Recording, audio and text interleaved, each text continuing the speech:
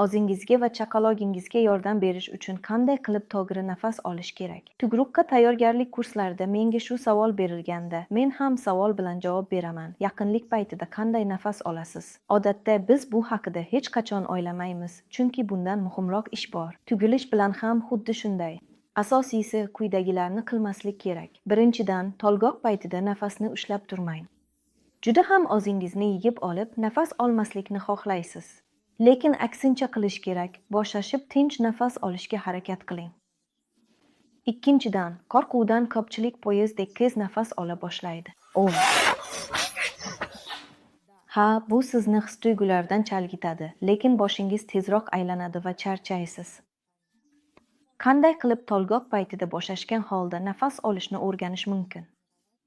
Mana shu narsani tug'ruqdan ancha oldin ham mashq qilish mumkin.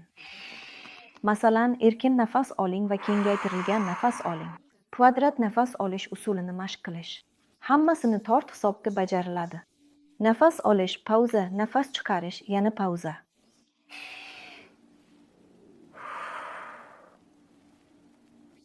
Ochcha nafas olish, bu tinch nafas olib, bo'shashgan lablar orqali nafas chiqarish.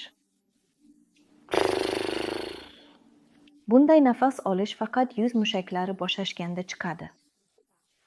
Kuchanganda bizning vazifamiz ularni iloji boricha xotirjam o'tkazish va mana shunday nafas olish usullari bizga juda yaxshi yordam berishi mumkin. Lekin kuchangan paytida esa nafas olishni o'zgartirish kerak bo'ladi. Uzun nafas chiqarishlarni bajaring, shunda chaqaloq tezroq pastga tushadi.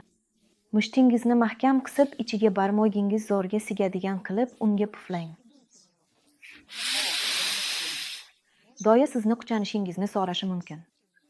Bu holatda quyidagicha nafas olish kerak. Ko'kragingizni to'ldirib havo olasiz, uni bo'yningiz, ovoz yo'li sohasida ushlab turasiz va pastga itarasiz, go'yo bolani surayotgan kabi. Bola boshchasi ko'ringanda, aksher sizga ichcha nafas olish kerakligini aytadi. Bu izaki va vaqti bilan. Bu oraliq to'qimalariga moslashish va cho'zilishga yordam beradi. Keyin esa eng qadrli insoningiz qorningiz ustida bo'ladi.